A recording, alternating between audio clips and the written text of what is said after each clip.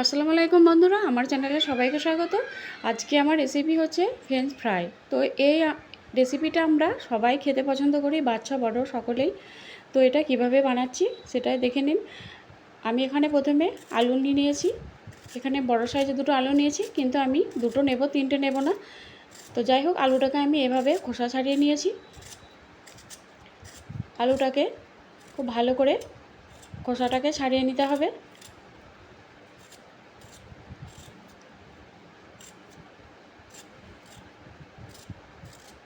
এভাবে করে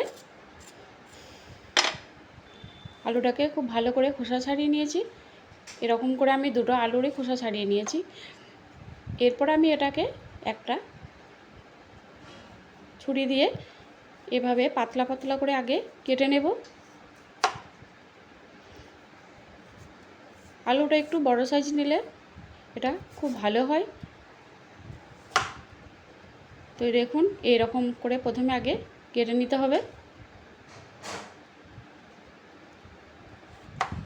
তারপর এটাকে এভাবে লম্বা লম্বা করে কেটে নিতে হবে।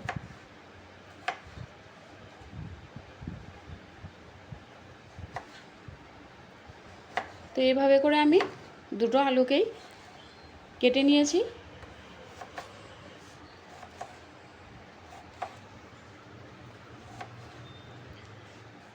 দেখুন, ঠিক এরকম হবে সাইজটা। তো সবগুলোকে আলু আমি কেটে নিয়েছি। এরপর আমি একটা মিক্সিং বোলের মধ্যে তুলে নিলাম।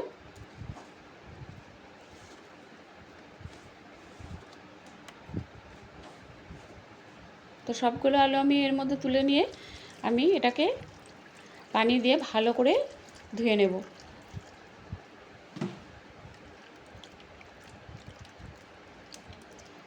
আমি এটাকে ভালো করে পানি দিয়ে ধুয়ে নিয়ে একটা টিস্যু পেপারের উপরে রেখে দেব।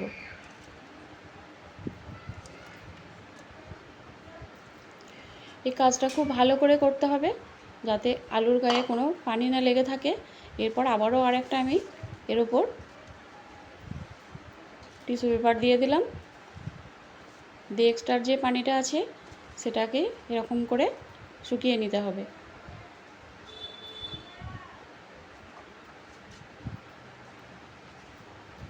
এভাবে করে এক্সট্রার পানিটা ভালো করে শুকিয়ে নিতে হবে। এই দেখুন,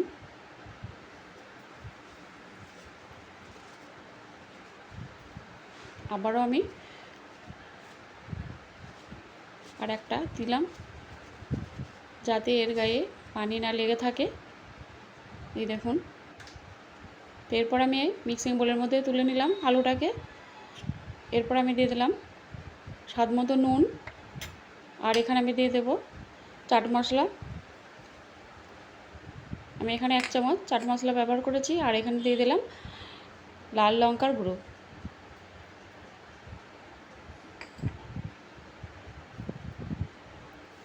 এরপর আমি এখানে দিয়ে দেবো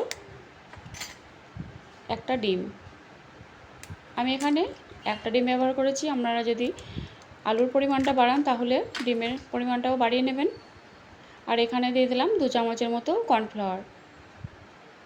আপনারা চাইলে হাতের কাছে কর্নফ্লাওয়ার না থাকলে ময়দা দিয়েও এটা করতে পারেন, তবে আমি এটা পুরোটাই কর্নফ্লাওয়ার দিয়েই করেছি। এরপর সবগুলো উপকরণ আমি হাত দিয়ে খুব ভালো করে মেখে নেব।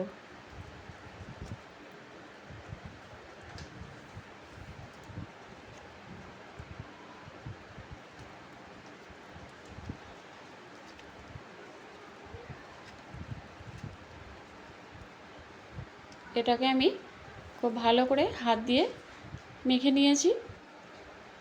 এই দেখুন, খুব সুন্দর করে মেখে নিয়েছি। এরপর আমি এখানে একটা ফ্রাই প্যান বসিয়ে এর মধ্যে দিয়ে দিলাম পরিমাণ মতো তেল। আর এটাকে ডুবো তেলেই ভাজতে হবে। তো তেলটা আমার গরম হয়ে গেছে। এরপর আমি এর মধ্যে এক এক করে আলুগুলোকে দিয়ে দেব।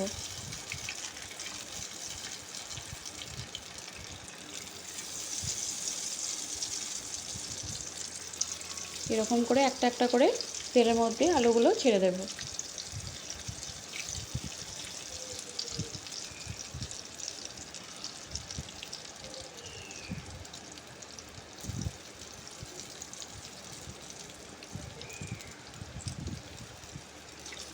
তো এটা আমি অল্প অল্প করে দিয়ে ভেজে নেব, সবগুলো একবারে দেব না।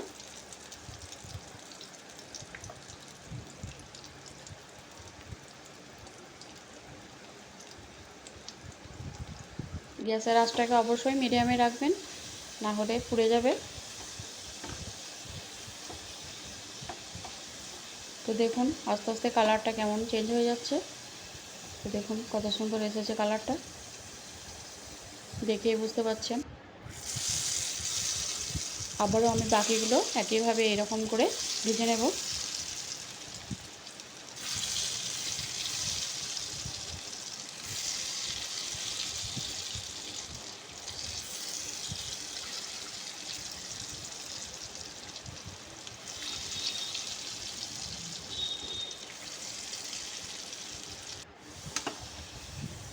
তো এগুলো আমার ভাজা হয়ে গেছে, দেখুন এগুলোকে এবার তুলে নেব।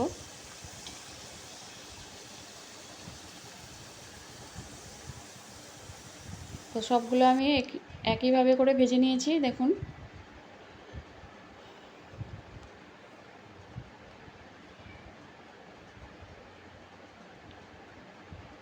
সসের সঙ্গে খেতে দুর্দান্ত লাগে।